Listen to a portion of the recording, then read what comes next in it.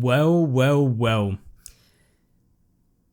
You know, we've all been saying, let's not introduce any more missile launching vehicles. Let's not introduce some more weasel toes, and let's try and avoid this missile launching ATGM rounds that keep entering into the game every patch with brand new premium vehicles that have obviously the missile launchers, and the lack of competitive tech tree vehicles within Cold War. Whether you're a World War II player, this is going to be an interesting video.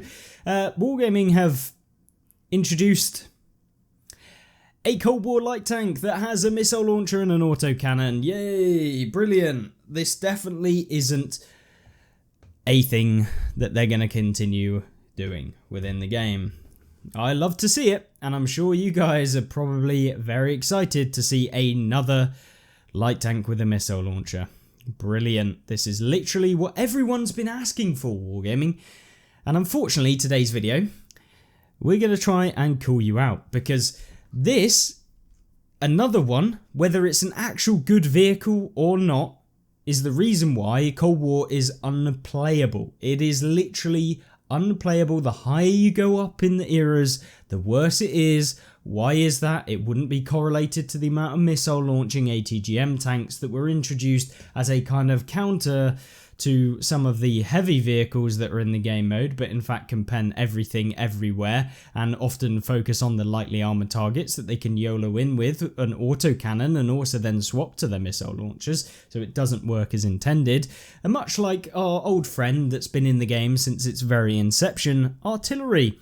And the whole point of Cold War, or one of the big Cold War, it's going to be so much different from World War II because there's no artillery, but here we go, this is their version of artillery, except this artillery moves around the map and can deal half your hit points in one shot. So there you go, guys, another one that can roll around the map at 70 kilometers an hour, pumping you for 1300 and 30 damage per ATGM with a 2-shot clip, which can deal 2660 damage in total, and then swap to a autocannon with 250 pen and get behind you and then pump you with a 4,500 DPM autocannon, then swap back to its ATGM launcher after the 10-second intra-clip reload of the missiles, and then once it's dumped out both of those ATGMs, it can then take a 32-second reload whilst pumping you more with the autocannon and just being a nuisance, and then scurrying away into some bush somewhere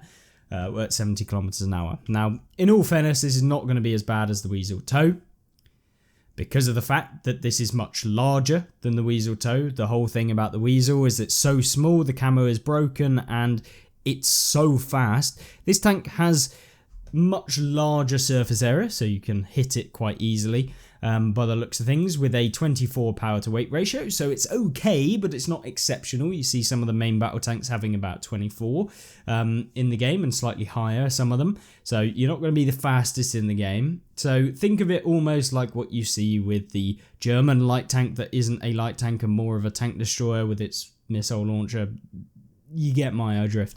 It isn't particularly a true light tank in the sense that you would normally think, but I guess it's a somewhat Bradley hybrid that Sweden have made, and it is in combination with the Swedish's National Day, which is why it's coming out. It also features a new skin.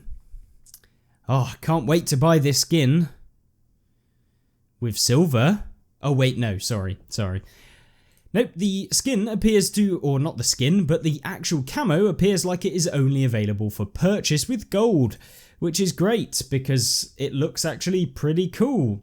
And unfortunately, we're going to not be able to get it with silver by the looks of things. Now, not guaranteed, so I could be completely wrong. It could be available for silver, but as it currently looks that you can buy it in the actual Ultimate Pass, or you can probably buy it in the store, it's usually an indicator that it is just available for gold as opposed to actually being able to purchase it as for the silver.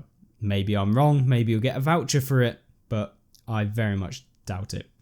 Anyway, yeah, this is a very frustrating thing to be seeing, and of course in true over expensive, overpriced vehicles. This one is 15,500 gold with a 10% discount. Just think of that, 10% discount. I'm sure that's really going to help you out with how much this one costs. It's only going to cost you about £50. It's pretty cheap. Come on, guys. I don't know why it would be nothing. £50 for one vehicle that you'll probably play anywhere between 40 and 50 games, and most people probably not even that, for £50. Yes, I would definitely purchase this vehicle. And by the way, if anyone doesn't understand sarcasm, that is sarcasm. I would never ever recommend spending 15,000 gold on any vehicle in this game. That is me. I would never suggest it to anyone I like or anyone I dislike, because I think it's very overpriced for essentially one vehicle on one game, whether that be any of these sorts of games, whether it's World of Tanks or any of the kind of tank-based games that you have out there. I would not recommend spending, 50, 100, whatever it is that they decide to price their vehicles at. I think it's ludicrous, to say the least. If you're a millionaire, go ahead, I don't care. Do with whatever you want with your money. But for the majority of people, this is just crazy. And then, of course, you've got the higher bundles, which come with the camo and 7 days of premium and a load of filler that you really don't need and potentially don't really want to spend an extra 2,000 gold or about £10 to be able to get. So yeah, this one, at least from my point of view, is an L. And it's the thing about this is not necessarily the tank. I think the tank is going to be okay. It's going to be a good one. It won't be the best missile launching ATGM. It has a very good kind of minigun, although it has low pen and low damage. Its missile launcher is going to be annoying, and that's just based on missile launchers in general being super annoying. It has two shells or two missiles in the clip, which is just horrible in the first place. And yeah, it's just becoming a real nuisance playing any of the Era 2 or above. And it will probably not be too long before they introduce a ATGM in Era 1 and sell it for, 12,000 gold or something. I'm half expecting it to come relatively soon. It seems like they're kind of milking these somewhat brilliant premium vehicles and not making any of the tech tree ones that have similar sort of capabilities, and even the ones in the tech tree that do have similar capabilities aren't really that great, and certainly not as competitive as the best premium ones. So there's that. Either way, unfortunately this video had to be what it was, but sometimes you got to call them out, and that's what we did. And I think that this sort of stuff has to stop if you want to make a long game that's going to last. Introducing things like this, introducing overpowered premiums, introducing more and more high alpha things, as we've spoken about before, is not a good idea. It just leads to the same vehicles, the same high alpha tanks being played, the same YOLOing in the center of the map with 5 light tanks on each team, all firing missiles at each other, just running circles in the center of the map, and then YOLOing everyone on the end of the game who isn't playing a missile launching light tank or who isn't playing in a high alpha TD. This is just the game's actual gameplay is getting worse and affected by stuff like this. That it's really sad to see, because I really wanted this game to be good and I want it to be as good as it possibly can be. But yeah, this is definitely a frustrating move from Wargaming, and I'll be interested to see whether you think that is the case. I certainly don't think this is the most OP premium they've ever brought out, but it's kind of like a kick in the face, I guess, with adding in another ATGM light tank not that long after we've seen multiple ATGMs enter the game. So with that being said, hopefully you at least enjoyed this video, whether you found it informative or just enjoyed watching or hearing me rant.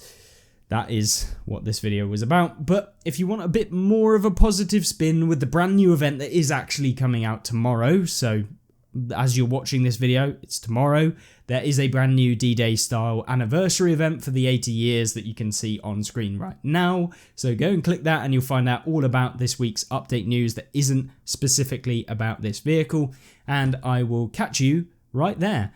Hope you have a fantastic rest of the day, and I look forward to seeing what your comments are.